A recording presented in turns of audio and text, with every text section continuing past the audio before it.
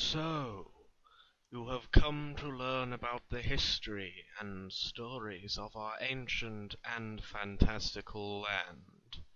You come to discern what it is that made the world, and still makes it to this day. Take a seat then, wanderer, and you shall learn the truth behind the lands of Uthrandir. We shall begin before the ages of kindling and blaze, before the creation of the eight faiths, before even the creation of Uthrandir itself. At the very beginning there was nothing but an empty void. Here nothing existed, and so it was for an eternity.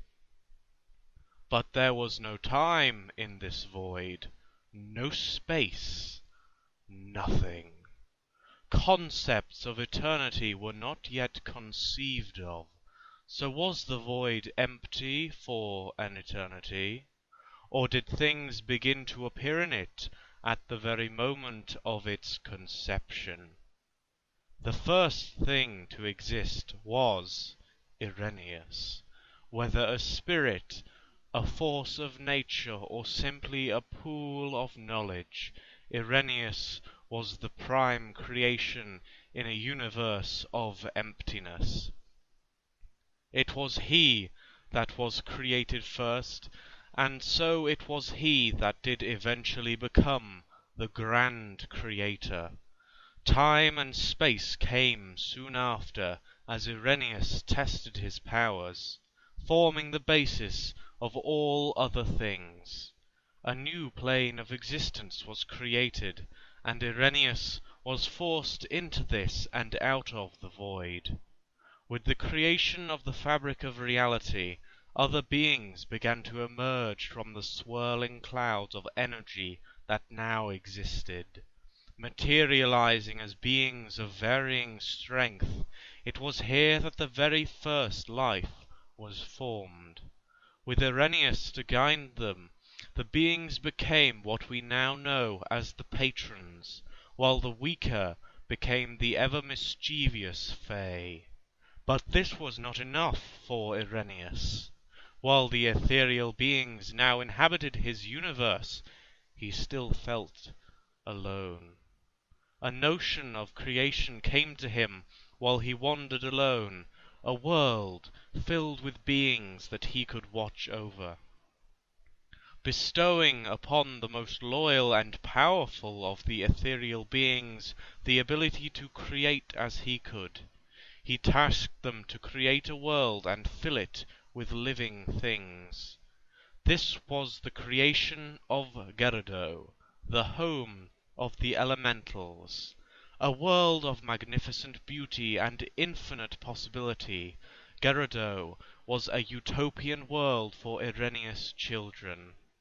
Giving them a small portion of his elemental energy, the world became a place of magical potential as the matter became the fabled materium. He watched them as they sculpted their world, bending it to their will. They grew in power, becoming ever stronger as they found new ways to interact with Gerodoe. Towers of crystalline beauty, cities of unparalleled magnificence, and waterfalls of liquid gold were all within the reaches of Ireneus' first children. But as they grew stronger, so too did their appetite for more power. Battles on such scale as to become unfathomable to mere mortals gradually became the norm for the world of Gerodoe. Without death to bother them, the most powerful of the elementals developed the ability to change their world almost to the extent of Ireneus. Structures obliterated as these most powerful beings changed the nature of the lands they stood on.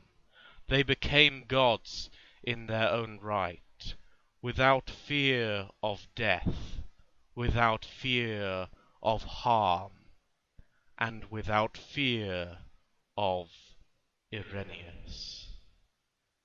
"Oh, is that the time? I really must be going. You wanted to hear more about the wars of Gerodoe?